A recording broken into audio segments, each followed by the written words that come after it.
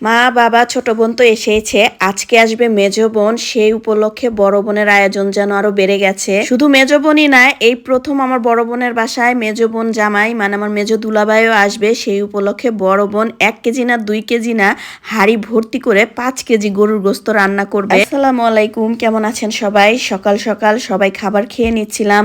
বড় বোনের বাসায় বেশিরভাগ সময় আমরা সকালে দুপুরে রাতে ভাতই খাওয়া হয়েছে, তবে 2-1 দিন পরোটা রুটি খেতে চেয়েছি, সেটাও করা হয়েছিল। আজ তো ইলিশ মাছ ভুনা করেছিল, মাছগুলো ছোট হলেও এত স্বাদ ছিল। সেই সাথে এখানে 5 কেজি গরুর গোশত ভিজিয়ে রেখেছিল, যেহেতু ফ্রিজে ছিল। এগুলো এখন ভালো করে কেটে ধুয়ে পরিষ্কার করে নিবে। এ বাড়ি কিংবা বাড়িতে যদি মেহমানের পরিমাণ বেশি হয় আর বেশি করে বড় হাঁড়িতে গোশত রান্না করা হয়, সেই গোশত কিন্তু খেতে অনেক বেশি স্বাদের হয়। যাই হোক, গরুর গোশত কেটে বেছে ধুয়ে ভালো করে পরিষ্কার করে নিয়ে এখন এতে এক একে মশলা দিয়ে দিচ্ছে। প্রথমে গরম মশলাগুলো দেওয়া হচ্ছে, এবার